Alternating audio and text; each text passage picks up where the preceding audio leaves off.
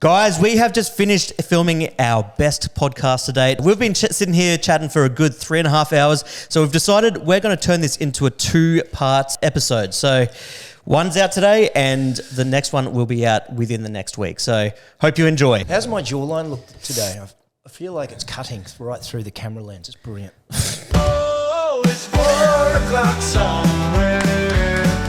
Woo! Tony, all you can think about is your bloody jawline. I should turn these camera screens away. All you do is sit there and stare into the cameras thinking you're top really. No, I think I've lost weight. I think that's what it is. I feel like I've dropped a few kilos. Stress? Yeah, a little Since bit. Thailand? Yeah, married, stress, all of that goes with it. But also very, very excited for today's podcast. Yes, but before we get in, episode 10. We're up to episode 10. We have made it. We're double digits now. Double digits. The big 10. And guys, if you could help us out, get us to 10K by the end of this episode. 10K on YouTube. We're up to 17 on Facebook. Let's see if we can push that to 20. Yes. And Instagram and TikTok. Well done. We are well behind on Instagram and TikTok. Are you on Spotify too? We're on Spotify and Apple Podcasts too. Yeah. Just jump on them all. Yeah. Anyway, guys, we have a good one in store today. We've got a guest with us. Good friend Jesse McInnes is in the building. Woo! Ready to talk Let's get it. all things crypto because, mate, it's been an interesting week. It's been a pretty sad week to say the least. Yeah. Everything's crashing. Everyone thinks everything's crashing. Everyone thinks the world's over. But we're gonna chat about that and more.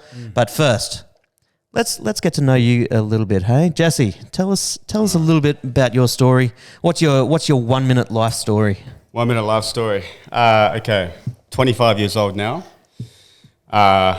Grew up with a normal family. Parents were teachers, 2 brothers. Got into the e-com space. Originally, I wanted to study and become a neurosurgeon, but I realized that was only for monetary purposes, and that's not really the best goal. And I guess, studying 13 years to be a neurosurgeon just for money. 13 years? That's what it would be to be a neurosurgeon. Just for the money is a silly idea. You need to have passion behind it. So you're not an ordinary sort of a sounding bloke. You're not an ordinary sort of I'm a guy. as ordinary as it comes, trust me. Ordinary kid, right? You must have been in that 0.01% of the population that is outstanding in anything that... My, what's that duck score that you get at the end of year 12? Oh, yeah, the TE score? Oh, no, it was... yeah. Whatever I don't know. I didn't get it. It wasn't too impressive, so don't flatter me like that. Yeah. But, yeah, I tried my best, and I realized that business was the best way to go for me. And so I just put all my chips in that, worked hard, made a few mistakes along the way, more mistakes than, I thought I would. And here I am now. Yeah, perfect. Still making mistakes. And obviously more successes than mistakes. Yeah, sometimes, depending on the month. Well, I've known you for maybe about 2 years now, and but it's more so in the last year. We've sort of been able to hang out a bit more because you've within the last year moved in with my brothers. Yeah. So you guys are renting a beautiful place up looking over the entire Gold Coast. How's it been living with my brothers? Man, it's been an experience, eh? Well, I think, to sum it up, I'm now an alcoholic. I'm a drug addict. Cut to the chase. I'm joking. It's probably true. No, it's not actually as intense as I thought it'd be. It's super chill. Yeah. Like your brothers, you guys are all just super chill. But I've known Sean for a while. Yeah. For a few years. And then I obviously met you. And then, the first, I think, we've met each other a couple of times, maybe in an interaction. Yeah, sort of brief, yeah. And then you and I end up just doing a trip overseas together. Yes, the start of this year. Yeah, that was an interesting one. It didn't last long. It didn't last long, but our relationship went from here to here straight away. Yeah. Yeah. Well, let's talk about that because that was a very interesting trip. This is when we went to the States at the start of this year for the UFC to watch Old Man Volk. Us boys all dressed up as Old Man Volk. Went to the UFC. It was a great time. But the trip was definitely cut short. Before we get into the trip, can I just say, I was watching that fight with a group of friends, so about 5 of us, right? And I hadn't met you. And when it came up on the screen, because we're proud Aussies, we could not believe that these Aussie boys that we watch were at the main event and also one of the main focuses of the camera, right? And we all jumped up and everyone's going, is that the Aussie boy? Yeah, woo, you know. I'll never forget it. That was one of those moments, right, where that sort of bring the country together. I just wanted to make mention of We that. brought Anyway, the country together. All we had to do is go to a little op shop, dress up as old men. That was a good time, actually. Yeah. I've never had so many mentions in my story. like DMs, it was crazy. The biggest stage in the world, and there are you blokes right there. The biggest podcaster in the world, Joe Rogan, chatting about us. Well, definitely more so you, because what happened? You were on the screen for a good 20 seconds and you didn't even know it was rolling. I know. They put the screen on, like, if anyone watches any live sport, they put screens on, like, people, like when they put the thumbs up or whatever, and they put the screen on us. And the guy was like, okay, we're going to count you down when we go live, and then just chant something like, come on, Volk, or whoever you're supporting. And because a bit of context, this camera guy is standing with us for a good 5 minutes before, like for minutes, waiting for his shot to obviously pan on camera. And also, was he prepping you, getting you ready, psyching you up, boys? Yeah. Okay. But he didn't tell us when he started rolling. And then so like he just starts rolling and stays on me for like 15 seconds, and I'm sitting there going, come on, Volk. And it was live, and he didn't tell us, and it was so embarrassing. I wonder if he didn't know it was live, because you would have thought he would have started moving earlier. So I don't think he even knew his camera was on, and he's just stayed on you. And then Joe Rogan's just cracking So you didn't yell it out or anything, you were just going, come on, Volk. No, I was yelling. Oh, you were yelling it. I You was were into screaming. it. Yeah, I was ready. I was ready, but like I was expecting to do it once, not 12 times. And I was at the end of the line pretending you to be were asleep, sleeping. and I was just there like pretending for a good 2-3 minutes. I'm just like, are we done yet? Like, I don't want to open my eyes, because if I happen to open my eyes and then the camera's on me, it's fucked. Yeah. So I just stayed there laying for ages. Yeah, that was a crazy trip. Tell us about the trip, boys. But it was going to be, it was going to be a great trip. It was still a good time. There was perks. Like we were going to go to LA, see the UFC, spend 4 nights in LA, then maybe 5 nights in Vegas and whatever from there, yeah. And then just bounce up home. But I mean, we pulled up. We rocked up pretty late at night. I think it was like, I don't know, 10 at night. Like Jay got sick. He was kind of like a bit sick. So we basically just like had a real early night. And then none of us got any sleep because during the night, the house next door was being knocked down. And like, I'm not even joking. Like you see those movies, those big bulldozers, like bulldozing the house next Demolition. door. Proper demolition next door. Proper demolition. You can see the video on YouTube. So none of us got any sleep. We're all jet lagged. Anyway, we wake up. We're like, okay, screw it. Let's have a good day. These boys had an idea to like go to the op shop and dress up as like an old man Volk. And it was a great idea. And we pull up to the UFC event. We're all pumped. We're having a couple of drinks on the way to the event to loosen up because we were going to be the only people dressed up. We actually expected a lot of people to be dressed up. Yeah, I thought there would be a couple, but no. And we were the only ones dressed up, and I was panicking. Like I'm not like I've never really been in like a YouTube video before, and like heading to the biggest event on the planet, too, by the way. And I'm dressed in this old man outfit with this hat with a walking stick, and no one's dressed up, and I was panicking. People were loving it, but they were loving it. Yeah, and I don't really drink, but. That day I had a couple of drinks because like I had to somehow push through. Anyway, we go there. It was a great fight, and we got home around 10 o'clock. Okay, I rented this place in Beverly Hills, right? So you think it'd be safe. We pull up back home. Okay, we're probably gone for maybe 5 or 6 hours. The front we had like an electric fence that was key coded, and then a door into the house that was a different key code. We put the key codes in, we go in, and then I hear this happy birthday music chanting on a TV. yeah, slideshow. And I was like, what? It was like happy birthday to you. And then I see on the bench all of this catered food like sushi, spring rolls, everything, balloons, like and drinks.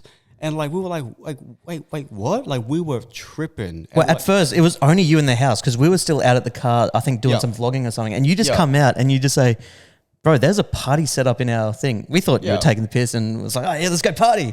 Yeah, and like we weren't tripping. We drove. Like we weren't drunk. We had a couple of drinks at the place. We just drove home and we we're gonna go to bed. Actually, we're gonna go. No, we were gonna go out. We're gonna go out. Like we're gonna actually get ready and actually go out.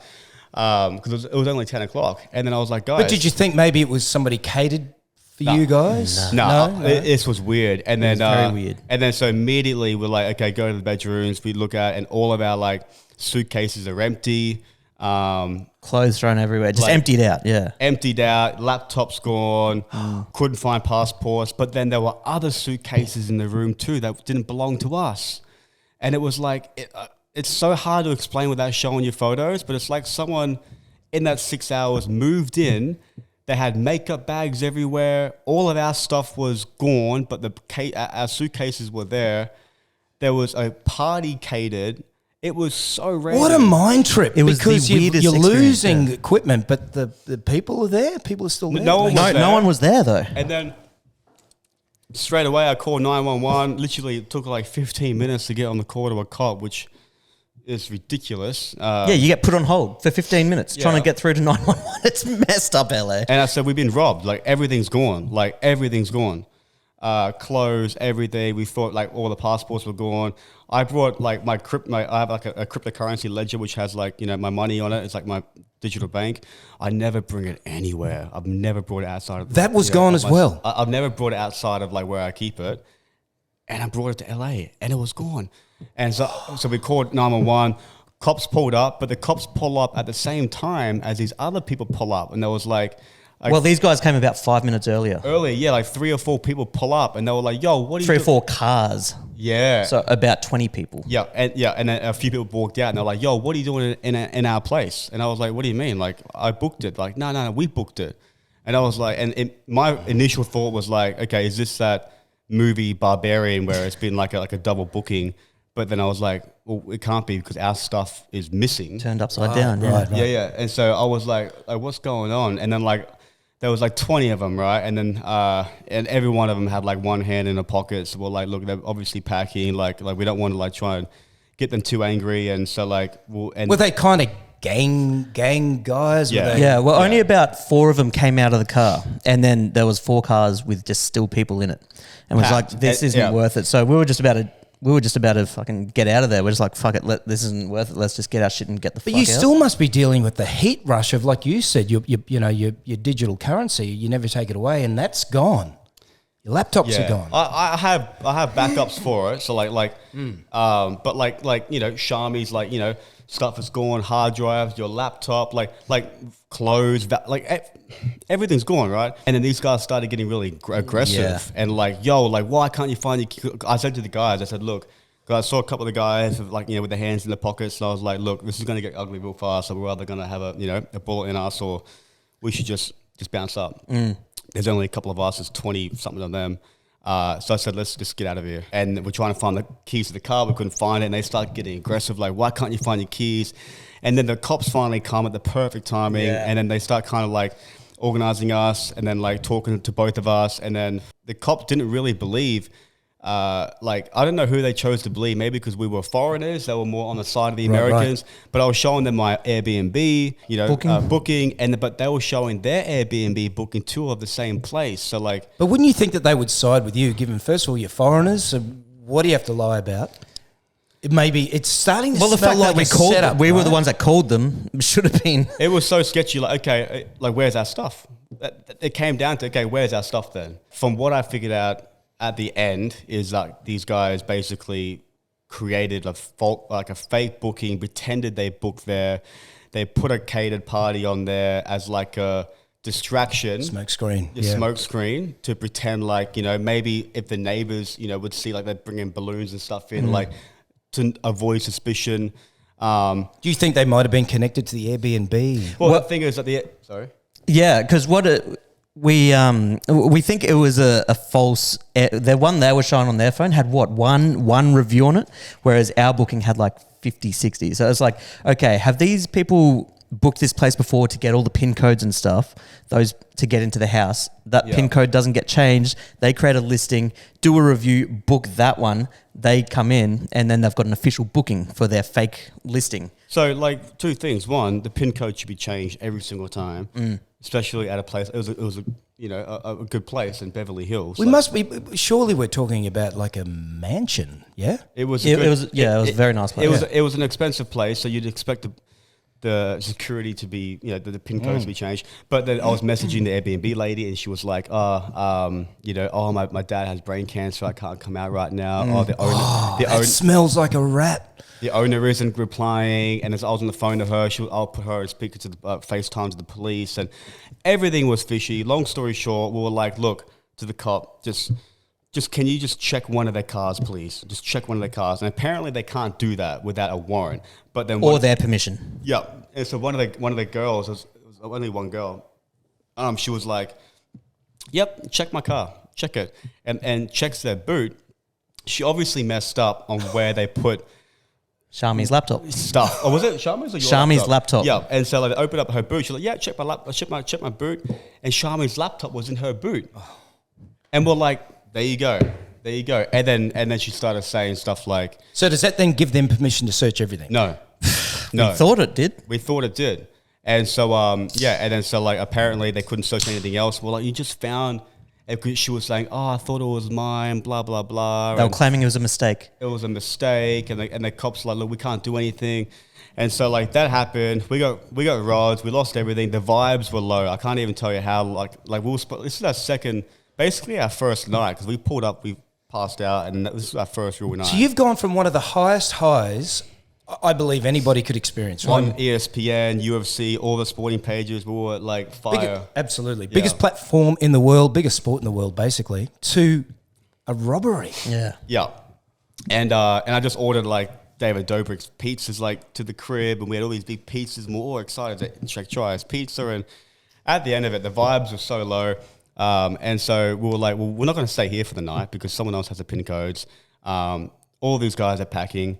And so like Shammi was asking the cop, like, can you at least, escort us to a hotel, because like there's 100% going to be a car getting followed, a car waiting for us down the road, because there were so many cars and a couple of them disappeared, and the cop couldn't even do that. But was there so useless? But at one point, did the police go, "You guys are absolutely innocent.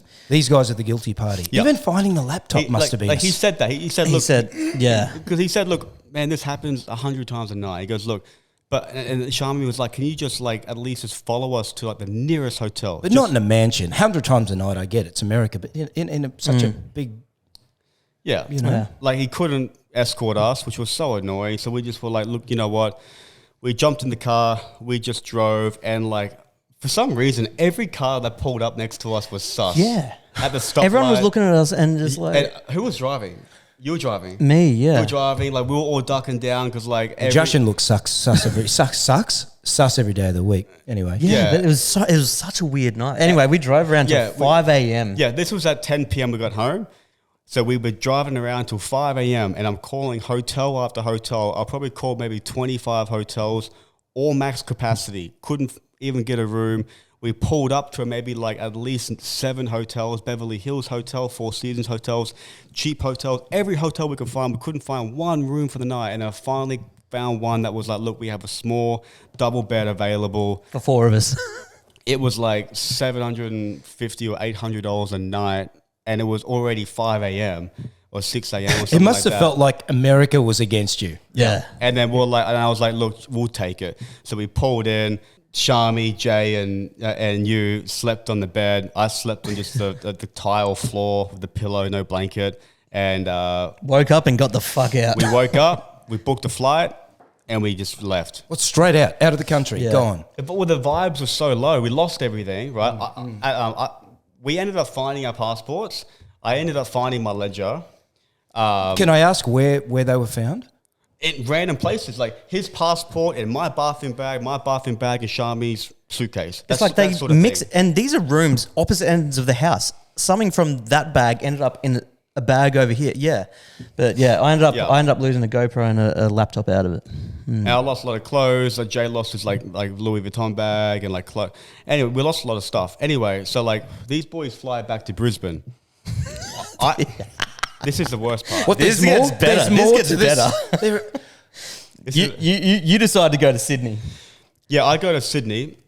So I fly so these boys go to Brisbane. I fly to Sydney alone. Now, I'm still wearing my old man Volk outfit because, it's, look what happened. Like, I don't have any clothes left. the situation there, I still got my top hat on. And Don't tell me you still had your cane. Please. No, I ditched the cane. But it's all I had to wear. And so I fly to Sydney, right? So defeated, so tired. And I get through customs, and then the lady pulls me out of customs. First time in my life. And I was like, oh my gosh. Like, okay, what do you want? Anyway, she pulls me out, and then she checks my bag. And then I'm sitting there, and she goes, what's your passcode for your phone? And I was like, wait, what? Like, am I able to say something? But at that point, you just tell them you just give them whatever you want.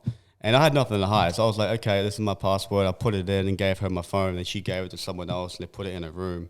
And I was like, okay. And then she's like, all right, we're going to check your bag. And I was like, okay, this has never happened to me before. But she just opens it up, right? Hasn't even unzipped anything. And there's nothing inside. I got robbed, right? But like it has like the casing on it. And then she gets like this drug tester wand, and then she like swabs it. Does the swab, yeah. And then she thinks she's found some drugs in there, and then No way. And She didn't. Let's just clarify No, that. but I mean- yeah. didn't. I'm not. Yeah, we don't do that. And anyway, it beeped, and she thinks she found it. And then as soon as it beeped, she was like, cameras and. Like the whole team of the whole Border Security Channel 7 or whatever Oh it is. no, the TV show. Like 7 other people come rushing out of the room. They come with a camera, like two microphones over my head, cameras in front of me, and then I'm dressed in this old man outfit with this top hat on, and I'm like, oh my gosh, this is like, you cannot even make this up. And because this is only like what 2 months after living with you, like with your brother, and I was like, this has to be some sort of skit he's pulled. This is insane. Yeah. And they started interrogating me because like her eyes lit up when she thought she found the drugs too. Like My big moment on TV. Yeah, it's like they get rewarded for it. Yeah, exactly. A backhand bonus. Yeah, and they don't check the bag before, like when they're scared, because they want to try and make it look organic. So like as soon as she thinks she find it, they bring the camera crew out and they open it in front of you. And then I'm like, and they start interrogating me, where have I been? What have I done? This and that. And I'm like, guys, like, open my bag, there's nothing in there. I got robbed. And then that even made it look even more sus. Yeah, that's such a sus story. And then look what I'm wearing as well. And then, long story short, they kept me for like 8 hours. They kept my phone for 8 hours searching through it. And they're like, we're going to find anything that can incriminate you. And I was like what? They're like, drugs, like, human trafficking. They would have been hamming it up because they would have thought this guy's guilty, and then they just would have dramatized the whole thing. Yeah, and then opening it up, interrogating me, talking to me, and it was just such a crazy. And I was so tired. I was like so like jet lagged. I didn't sleep, and it was just a crazy experience. like the craziest 48 hours of my life, and like I was so looking forward to that trip. Yeah, like, we we're gonna have a great time. I've never been to Vegas. It was my first time second time in LA. But first time hanging out with you, and first trip away with Sham and Jay, and what a story. It's unbelievable. So keep an eye out for the next season of, what is it, Border Force or whatever it is. Hopefully it makes a cut. Man, that would be funny to watch. Well, you made the UFC cut. They didn't cut that out. Yeah. You guys are right there. It was brilliant. All right, boys. Before we get deep into some conversations, got a joke for you. All right, let's go. What do you call cheese that isn't yours? Cheese that isn't yours. What? Nacho cheese. Oh my god. Bro, these are so Really? Really? lame. You'll understand when you're a dad, mate. Yeah. I'm a few years off. All right. Why can't pigs play soccer? Why can't pigs play soccer? Why, Jess? Because they hog the ball. You're giving me shit. That's just as bad. I like it, but I'll probably use that. Oh, God. I got one more. What's better than eating a mandarin? What's better than eating a mandarin? Eating a mandarin. Oh, yeah! Woo! I was waiting for it. That's a banger. I knew That's a banger. I knew he wouldn't tell 2 clean jokes back to back. Yeah. Oh, Amanda. I hate my job. All I do is crush cans all day. It's so depressing. Soda pressing. Jesse staring and he's going, "What's soda the punch- can? What's Yeah, the punchline, mate?" Bro, I actually don't know the punchline. Say it again. Give me one more. Okay. All right. A couple of cows were getting stoned playing poker. I guess you could say the stakes were high. Oh my gosh. Oh, we're on sorry. fire I'm today. sorry, it's all I got. We're It's on all I fire. I'm in the wrong room, mate. Jesse's You guys are- like, you what guys am I are way doing too on old this for me. podcast? We've actually cleaned our jokes up quite a bit, haven't we? We really have. All right. What's the difference between a piano, tuner, and a pot of glue? Piano, tuna. Piano, tuner, and a pot of glue. Yeah. What's it? There's not. Well, you can tune a piano, but you can't piano a tuner. Oh my gosh. Hang on. What about the pot of glue? I knew you'd get stuck on that. Yes. All right, let's get into some of the juicy stuff. Hey, we're here to talk a bit about crypto, a bit about your entrepreneurial past. So, crypto. It's been an interesting week. Look, I know nothing about crypto, but have been watching it over the years, and I couldn't wait to meet you today and get you on to ask you a few questions about it. But I guess asking on behalf of myself and probably 99% of the population who know nothing about it but just see it from the rafters. Yeah. What is the secret? Is there a secret? When I got into crypto, How old were you, by the way? was Because you're only 25 now. I was 13, okay? 13 years old. So 13. I had a family friend named Jeff. Shout out to you, Jeff. He put all of his chips on Bitcoin. Bitcoin, I think it was like $150, right? 12 years ago. Yeah, This and- is year 3 of Bitcoin. And he used to host Bitcoin seminars on the Sunshine Coast where I lived. And he was a pioneer, right? He used to on his Bitcoin seminars that he would host, it would be me, him, his wife, and my dad in the audience. And that'd be it. Wow. He was an actual pioneer. Yeah. And so he just told me, just buy one every week. So I worked at a cafe for a long, long time. So I just started buying, like 1 or 2 Bitcoin every single week that I could. Purely because you were believing in him. In him, yep. And plus I did study into the technology behind it, and I believe that. And then I remember, funny story, distinctively, vividly, standing on top of my class desk. Anyone that is watching this that came from, that were in my school, you'd know this. I think it was year 7 or 8. I was standing on my desk, screaming at people, "Everyone, please, if you listen to me once in your life, just buy Bitcoin. Put like $10, please, buy Bitcoin." And then my economics and business teacher was like, "Sit down, Jesse, like now," and was telling everyone in the class, like, "It's a scam, don't listen to Jesse," this and that. And then, so after that week, because he kind of they really humiliated me in that, and I was a very shy kid, and for me to do that was big, but I really was like confident in it. Oh, your friends would surely remember that, right? Oh yeah, and so does he, because every single week from that day until 2021, I sent him a screenshot of the price of Bitcoin every Monday, from the price going from $150 yes. to I think in 2021 I maxed out I think $20-something thousand US. Every week I'll just send it to him on Facebook, even after I've graduated, and then it was like in 2022 he hit me up and he's like, "Hey brother." I was going to say 10 years later. Yeah, I was going to say, is he still in your life? Obviously, there's a huge respect there. And he's like, "Yeah, do you mind coming over and showing me a few things?" That's a ballsy move, though, as a young boy getting up on your desk. Where the hell were we, too, by the way? I reckon I would have got involved in crypto had I been there and listened to you preach. But, but I was such a shy kid too. That was in year 7, and I think I've been to like 6 or 7 different schools in my life. Like I kept bouncing around to different schools, and every single day at the start of each year of the school, I would like run away at the start of the year because I was super like nervous and I was scared. And I was so anxious and anxiety, so I couldn't go to the actual first day of school. So I'd always run away. And then that new school that I went to, and then the last one, I remember in year 7, the first day of school, I was like, you know what, I'm going to be a different character. I'm going to pretend to be the man and confident and everything that I wasn't. And then I showed up late to class already, which was like a really anxious thing, showing up late. I was the only new person in that year.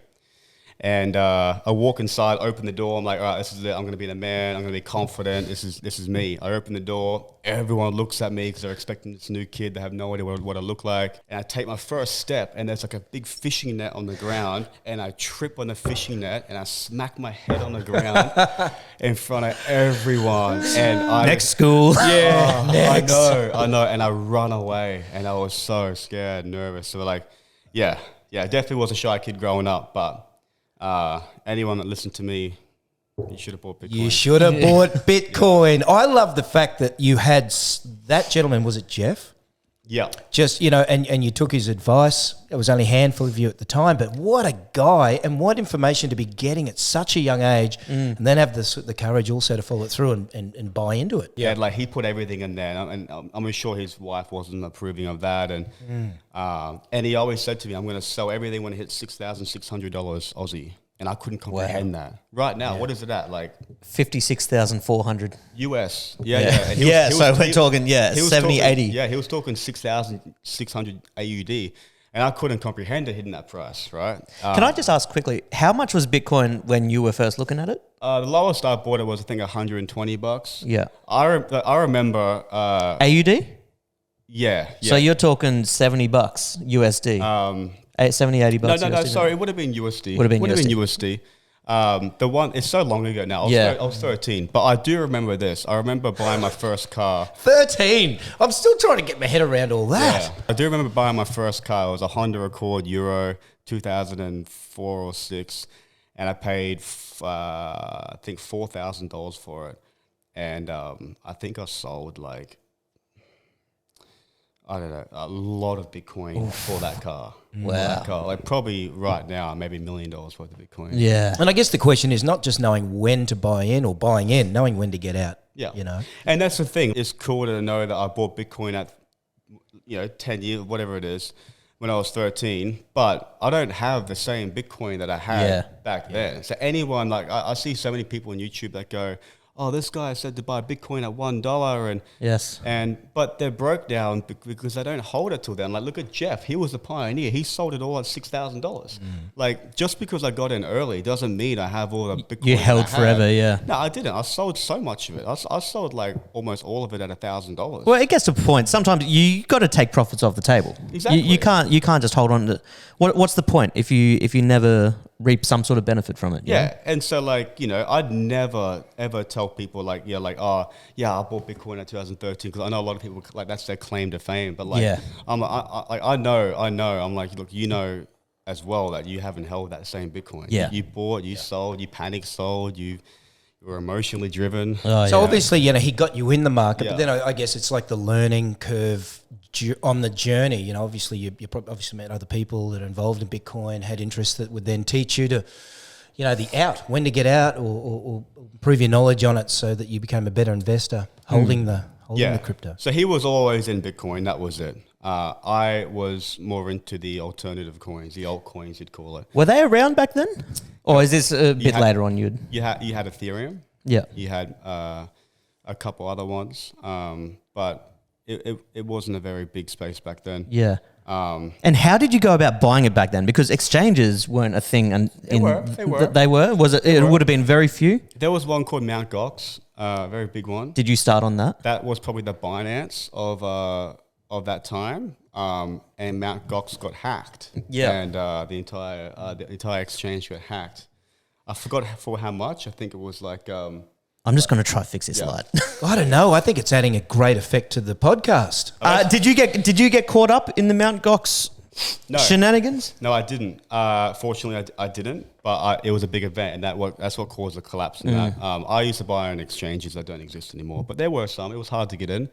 Now it's more accessible. But anyone that wants to learn about crypto or anything like that, or like get into it, my strategy now and my advice, not financial advice or anything like that, but what I would recommend, even to you guys too, is a lot different to what I used to do. I used to day trade.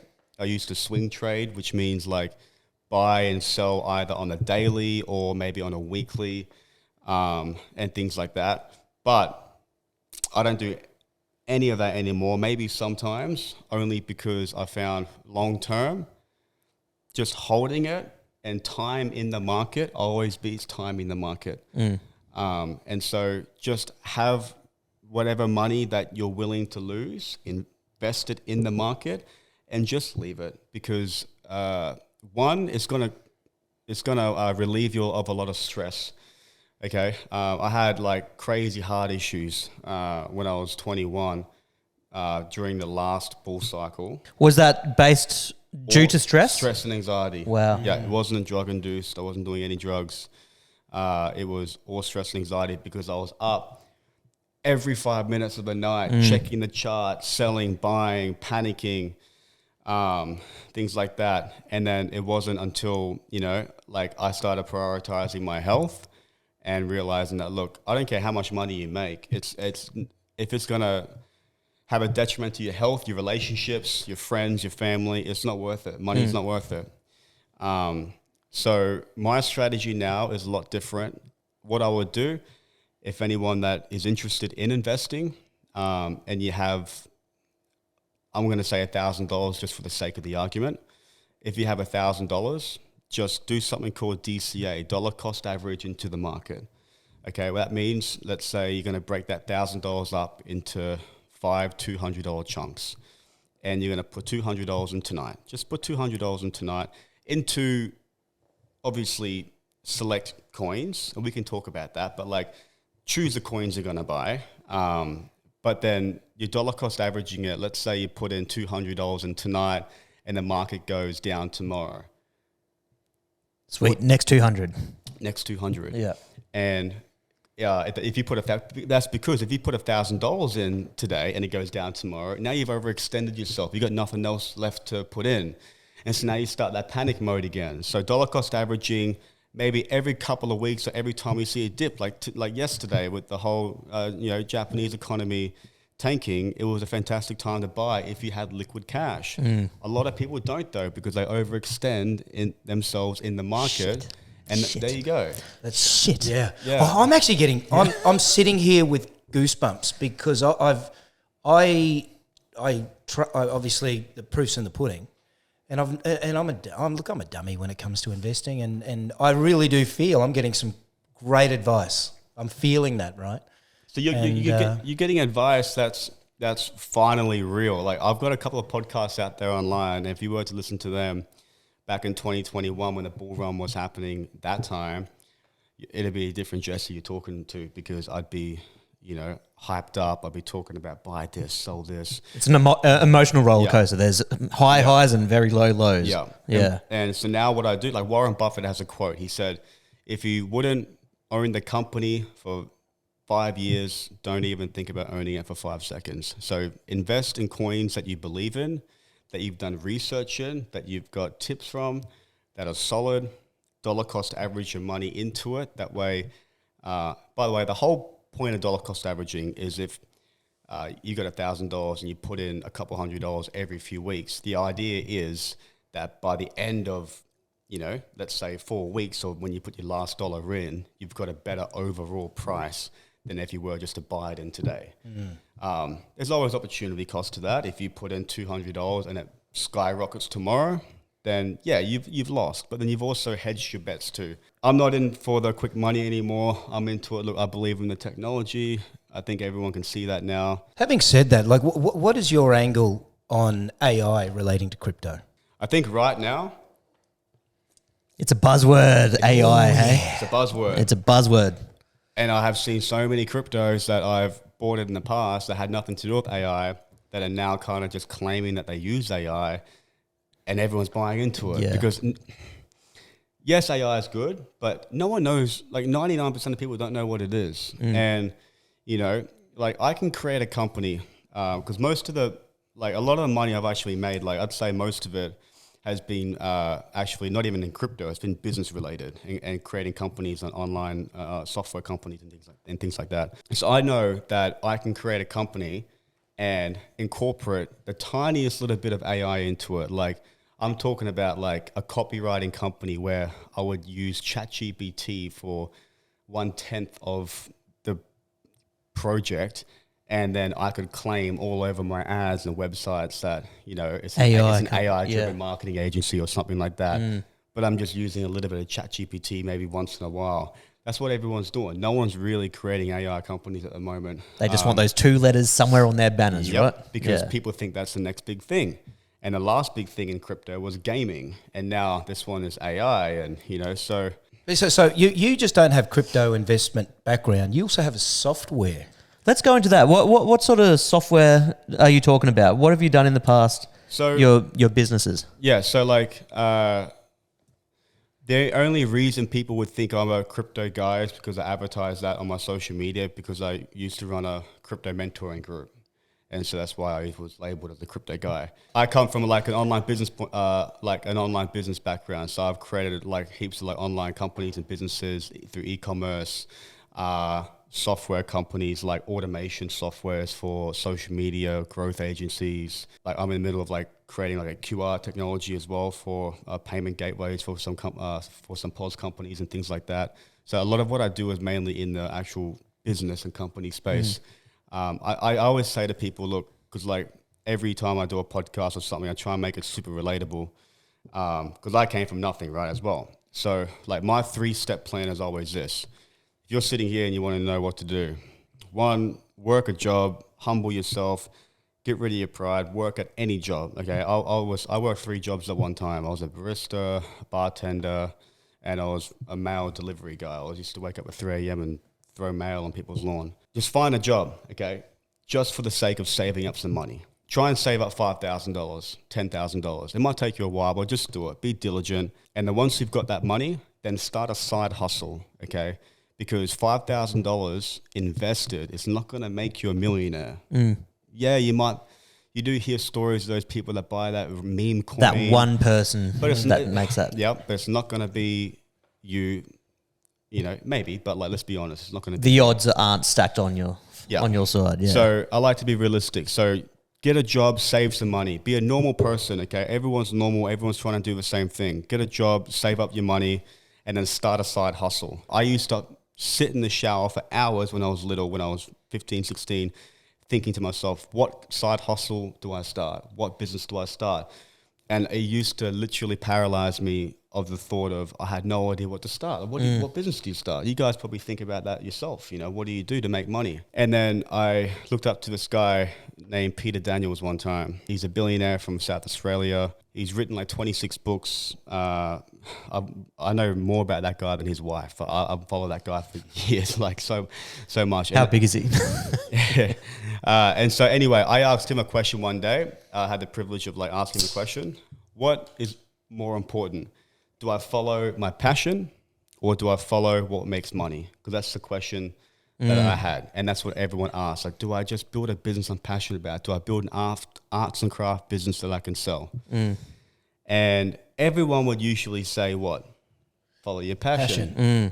And he said the opposite. He said, Jesse, don't follow your passion, follow whatever makes money, because of 2 reasons. One, what you're passionate about may not be the most monetizable. Yeah, the most lucrative business.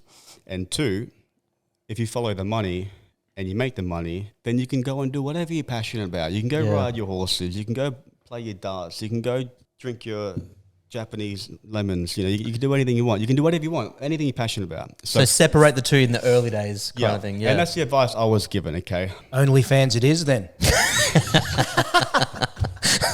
Let's go. Oh, I didn't know. I was in 2 minds. So you're following your passion. That side hustle, all the money you start making from that, you're going to be reinvesting the profits into it consistently, okay? Now, you're not going to quit your job. You're still going to be working your job. Work your job, pay your bills, do your side hustle at night. Now, when you start making enough money from your side hustle to supplement your income, then you quit your jobs. Yes, there's a lot of people out there that say burn your bridges, go all in, blah, blah, blah, quit your jobs. I did that. I was that person. But let's just be realistic here. In the economy we're in now, it's tough. I'm not separated from the world. I understand what's going on, okay? So I understand you can't just do that. So keep your job, work your side hustle, reinvest the profits into it until it starts becoming something, water it like a garden until it starts becoming a business, and then quit your job when it starts supplementing your income. And then the money you start making from your business, you invest that into whatever you want. In my case, I prefer cryptocurrencies, sometimes other startup businesses. And when you start getting bigger, real estate, anything like that. That's my But three your point steps. before is also don't overextend yourself, right? Because exposure. Yeah. So like when you invest your money, only invest what you're willing to lose, especially if it's in such a speculative market like cryptocurrency. Can I ask, you were talking about having a job and then starting a side hustle. What was your side hustle? What did you do? What was your path to all of this? So I've done everything that leads to another issue I will talk about that you guys should avoid. I had what's called the shining object syndrome. Okay. So I used to jump from thing to thing. Yep. If I wasn't making money in a business within 2 months, I would jump onto the next thing. Right now, if it would be crazy for a new person because like all those social media ads where people are saying that you can make 30 grand in your first month. Like I can't imagine how many people get sucked into that. Back then, I didn't even see those ads, and I was getting sucked in and getting FOMO to start new things.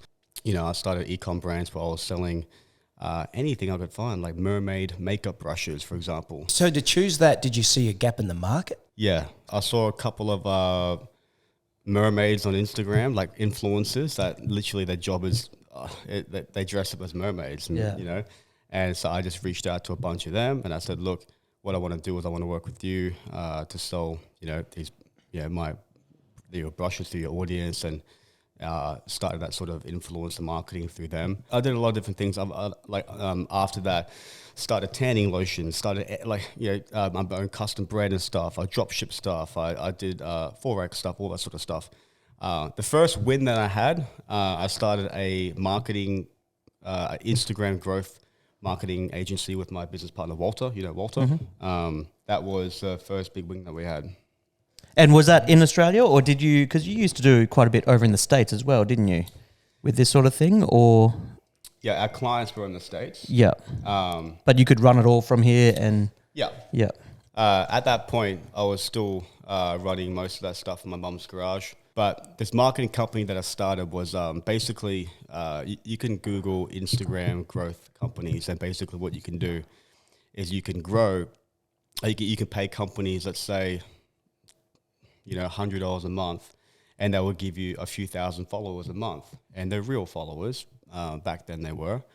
And it was your way to grow your Instagram. You pay an external website to do it. And so I was like, you know what?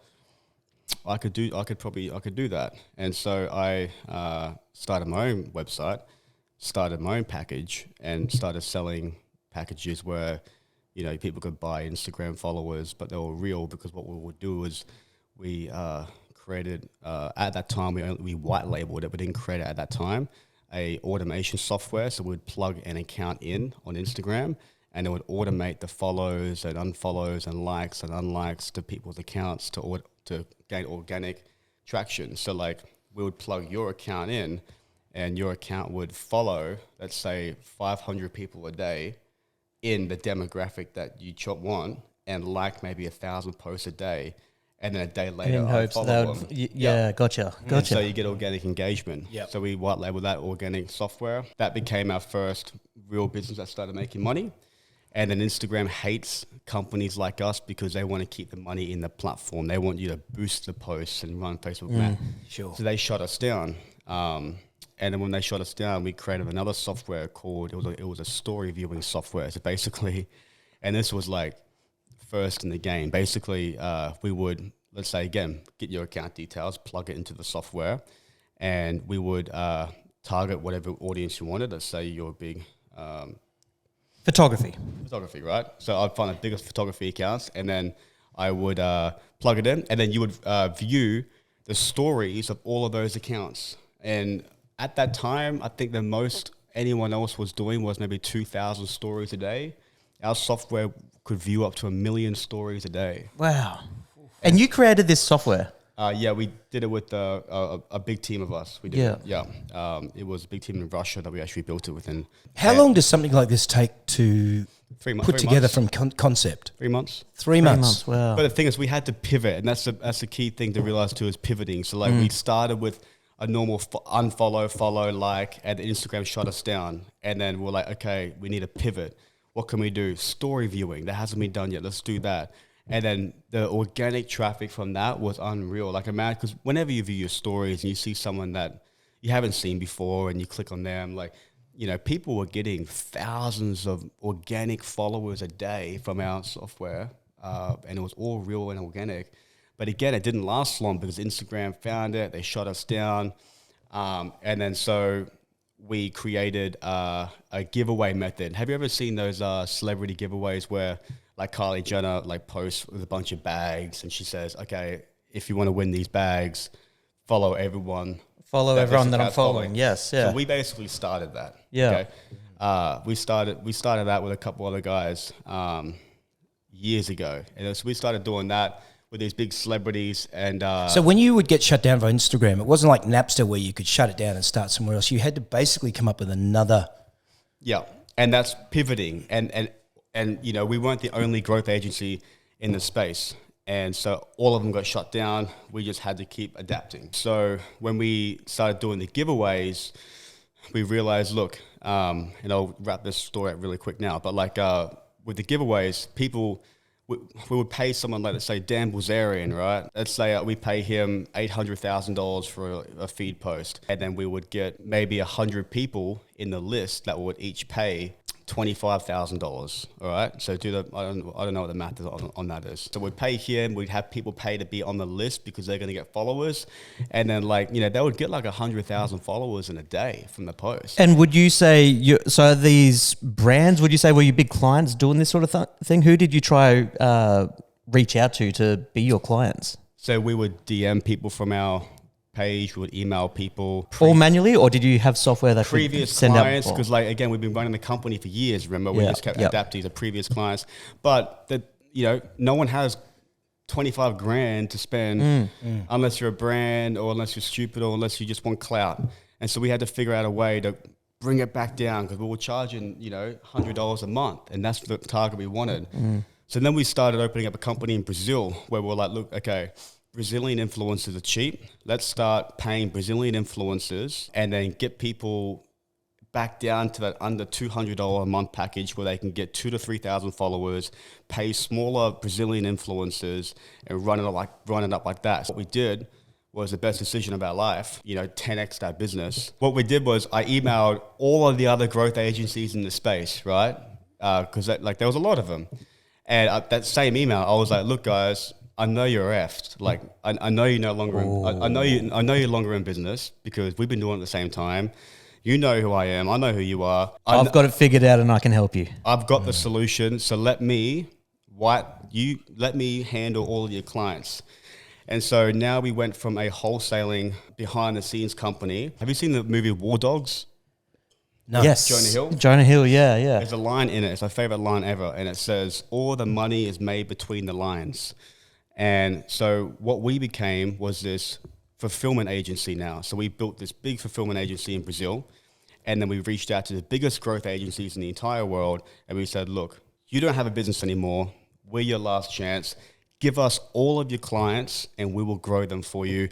Let's figure out a price point that we can match it, that will be profitable for both of us. And we made it work. And when I tell you we made it work, I mean, like, for example, creating a subscription company is hard. Like trying to get 100 people to pay you $100 a month is difficult. Yeah. You got to pay for ads, you got to test, get a trial, all that sort of stuff.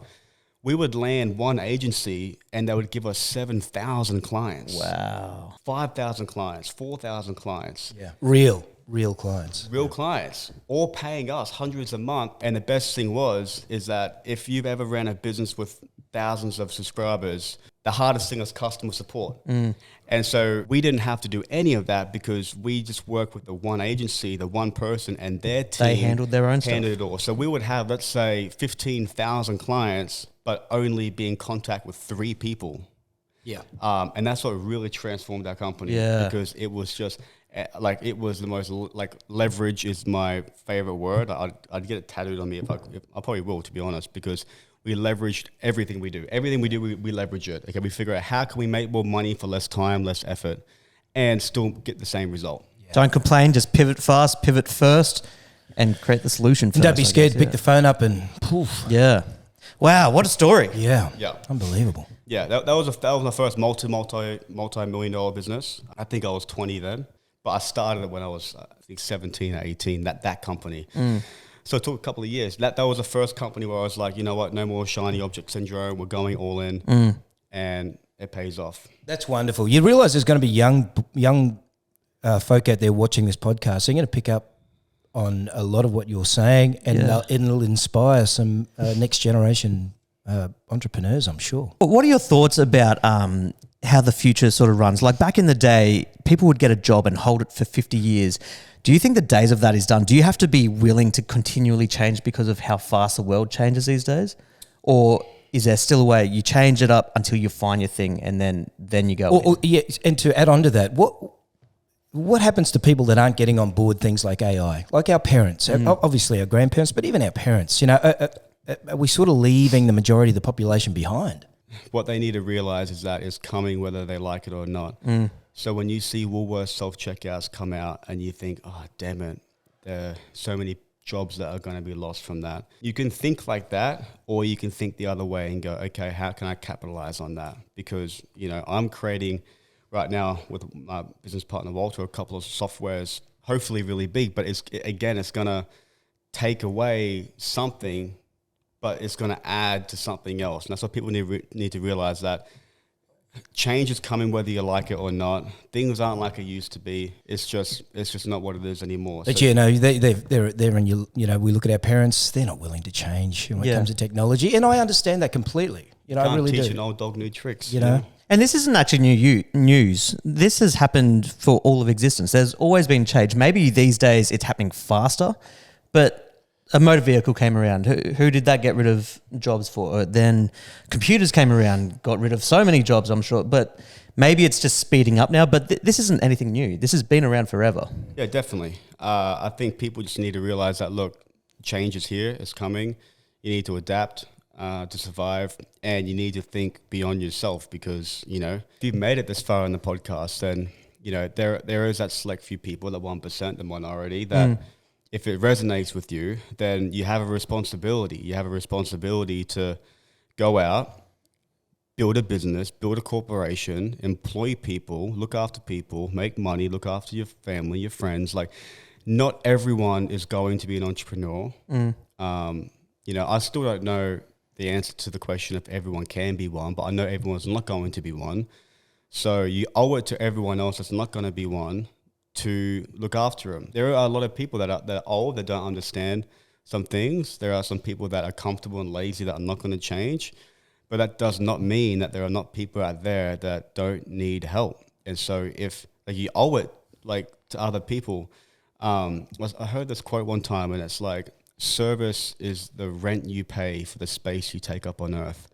And it's like, if you have any sort of inclination to make money or any drive to do it, then you owe it to people around you, your parents that raised you, your family, your friends, to look after them. And that's your responsibility. And if you have the skill to build money, there's a scripture in the Bible that says, a good man leaves a heritage to his children's children. And I think a lot of us have forgotten that, because we're selfish, think about ourselves, and it's important to just look after everyone else. Wiser words you'll never hear. For those of us that don't have, you've made a lot of money in crypto, you have an MMA background. I think what the people really want to know is, who is your favourite Batman? Now, I have the answer. I'm a big DC fan. It says a lot. But you know why? No, well, say Michael Keating. If you chose Michael Keating, that's not my answer. He's no, I know, but I'm just saying he's a comedian, sort of funny-edged. If you chose George Clooney. George Clooney, you're probably going to vote for Biden. Who else? Ben Affleck. You probably just don't give a shit about anything. You've got a hot girlfriend that you just really don't like. I like Ben Affleck. You like Ben? So my answer is, I think Ben Affleck. Oh, you know what? Actually, I think Robert Pattinson plays a really good Batman, and I think Christian Bale plays the best Bruce Wayne. Yes. Yeah. But I think Robert Pattinson plays a good Batman. Says a lot about someone's personality. You heard that, right? Yeah. I totally agree with you. There's reasons why you choose certain Batman, and I thought I'd just ask that question on behalf of... But why? What's yours? Michael Keaton. What's the burning All right, we're moving on from Batman. Hey, we've put a question out there this week. An interesting question. I'm pretty keen to hear from Jesse on this one. But question of the week was, what is the craziest thing on your bucket list? We'll jump to some comments soon. We've put it out there and we've got a bunch of answers. But let's start the other end of the table. Tony, what's the craziest thing on your bucket list? Well, whether you've done it or not. See, the difference between me and, say, someone like Jesse is I haven't done that many crazy things. And I do have a bucket list, and obviously I'm limited. In my bucket list, there's a couple of things. First of all, swimming with great white sharks. No Okay. way. Yes, but I'm not... Is that the craziest? That's a pretty everyday thing, isn't it? Well, a lot of people do that. That's more like a dare, not a bucket if list. if you do it in a cage, yeah. Yeah, but have you seen Oh, that? There are places you can go where you actually swim outside of the cage and swim with the great whites. No, you're crazy. Yeah, that's a different story. Yeah. There's zero chance. Now I'm sure they probably feed them up and everything else, but that would be on my bucket list. The other thing is why? Because sharks fascinate me.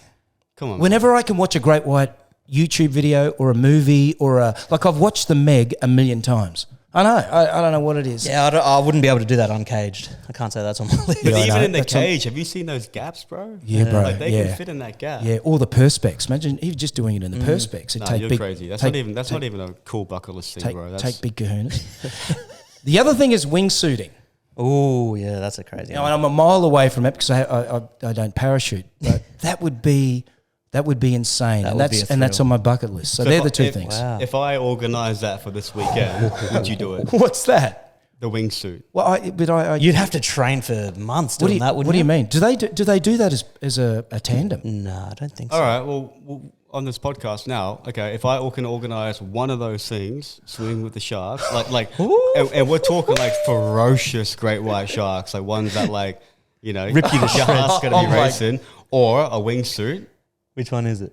If I can organise that this weekend, would you do it? Yes. Yes. Which one? Yes. Well, it could- one I can make work. I will do it. To be honest, it might have to be the shark one because I'm pretty shaking. sure wingsuiting, you need to be pretty skilled Nah, at that, don't you? You have to be what? Pretty skilled to be wingsuiting. Are we talking about the same thing? I'm the shaking sounds because of I know Jesse's absolutely. I'm serious. By the sounds of it, this guy wants to wingsuit straight away. Yeah? Or great white shark cage diving, right? You said no cage. God. Now Tick we're it off, regretting his mate. decision. Tick it off. What's your bucket list? Yeah, if you can make it happen for me, that'd be great. Mine's it doesn't sound that crazy. It's just fucking hard to do. Join the Mile High Club. I just want to join the club, baby. Everybody wants to join that club. Yeah. Now, there's a thing about that. Do you want to? Do you think that flying private and doing it counts, or does it have to be commercial? And then Has to be commercial. Has to be commercial. Stop. Okay, if it's commercial, does it have to be like can business and first class count, or does it have to be economy in the bathroom? See, this is where it's interesting. Very I good feel like questions. if it was Very to good ever questions. happen, There's some business classes now that like lie in like a double bed Yeah. and you can sleep together and like is it? see, I feel like that's the way it would have to be. I just can't see how you could make it work in economy. Has anyone done it in economy? No, But not even economy, but like in the you know what I mean? Like I think. Do you think that in business or first class and you're lying in a bed where it's kind of together? Do you think that is cheating, or do you think you have? Oh man, I'll do it. Nah, that's not cheating. I'll do it. No. Let's go old school when it all first started, how many decades ago? It has to be an economy. It has to be Okay. in a little cubicle. Otherwise, it's kind of cheating, I would think. What's Great easier, question, actually. Sneak into the cubicle together or doing a sneaky sit on the lap while everyone's sleeping around you? I think that's in the same level as the bathroom. I think business first and private. I don't think that. It's counts. very. I feel like I it'd don't be think that easy there. counts. Yeah. I It doesn't agree. count. I think, or even like obviously business first is fine, like in the bathroom, but like economy on the seat or like in the thing. Yeah. It has to be. It has to be one of those. has yeah. to be high stakes. Feel dirty and feel like you've got on off the plane, accomplished something. Yeah, that's my one. Wow, Babe, that's if good. you're watching this, let's. You say you want to go on another holiday? Let's make a deal. Is anyone in the Mile High Club here? No. Yeah. See, I don't. When you say it, it doesn't sound so crazy, but man, it's hard to do. Can I tell you, I've thought of it a couple of times where I've been with a partner. think about it traveling, all the time. But then I just think, I can't be fucked. I just want to have a cold beer, relax, and just get to my destination. But no, I've never done it. know- I don't think I have the balls You to know, do it. there's to a be honest. plane. I think it is called a Mile High. I don't know what it's called, but there's a plane that just does that. Really? It flies up for like 20 minutes, has a bed on it. And Oh, then it flies so back no down. one else on it? Are you going with a plane load of people, or is this just a No, private? it's a private jet. Yeah. There's a pilot, but the curtains are closed. But it has a bed on it. You fly up, 20 minutes or 30 minutes, you fly back down. But It's not the same thrill. that you know? it doesn't count. Yeah. There's no thrill. Sounds like something Richard Branson would own. Yeah. Doesn't it? That's Pretty sure. No, he's just virgin. Yeah, well, Yeah. Virgin Plus. He's a virgin. Yeah. Oh, bucket Jesse, list. mate, what have you got? Um, Whether you've done it or not, what's the craziest thing? Well, hang your on. Before bucket we get to what's on his bucket list, do you want to rattle off a few of the real crazy things that you've done? the only crazy things I've done is I've been on wires with money that I've spent in the past with some things. What was the stupidest thing you've ever bought? Bought? I would just say, like, I mean, the most expensive thing I've bought was, cars. I've spent like over like, I think 1.1 or 1.2 million dollars worth of cars in maybe like 8 months. But I bought a house more than that. But like as far as I think experiences, I've spent more money on. Like which I regret, and I'm not saying this to brag. I wish I had that money back. I just got to a point where I just spend too much money on things. So did you get to a point where you were spending so much where you kind of become numb? So there was a point where there was a point where I was making money from business, okay, and it was great. And then I did a couple of projects on the side where I had money come in instantly at once, so it wasn't a residual thing. And then when that happened, then I really lost the plot with my the value of money. Right. And it's not good. Like, I really went through a period where I was numb to a lot of things. I'm not even going to say a lot of the stuff that I spent money on and did, because I'm ashamed of it, because I literally lost the value of what it meant to have money. I'd just go on trips all the time, and I'd spend $500,000 in 2 weeks on a trip. I don't even know how honestly, I don't even want to talk about how I did that. But that would be all the time. And then it's only, honestly, probably the last 10 months where I've learned the value of money. And also the message you gave everyone before, from there right around to helping people. Yeah. Helping people too. And that, obviously that's the first thing I did. When I made, that money, I helped everyone I could. But I also got to the point where it just numbed me. And it was honestly, looking back, it's really sad, because I was like, Lost? I was lost.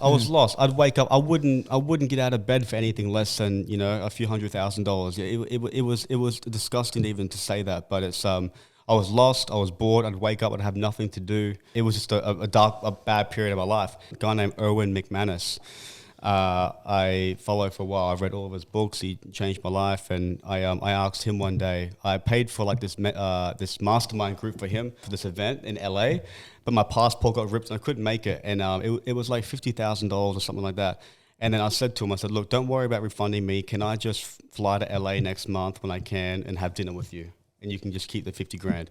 And because I looked up to this guy, and he changed my life forever. Him and a couple other people started getting me back on the track where I started valuing money. And now, if I find $2 on the ground, I value it now, whereas before I didn't. And that was the issue that I had. I really struggled with that. And it sounds, I never told anyone, because it sounds silly. It sounds stupid. Like, okay, you had too much money and you couldn't, It sounds silly, but it affected me. And I'm better now. But my bucket list thing now, because I have done a lot of things and have experienced a lot of things, it's actually not even my idea. It's my partner Walter's idea. But we want to do it together. It's really cool. Get a really big helicopter. Those big military Big ones. Russian. Yeah. With the two Yeah. things spinning around, like real big ones. Jump on it and just get like a bunch of care packages, like maybe, honestly, as many as we can fit. Like, I don't know, 1,000 if we can. Care packages with, food, water, like games, Rubik's Cubes, like different fun things. And then have like mini parachutes on them. And then we're on it and we fly through like villages through Africa and like throw them down as like care packages.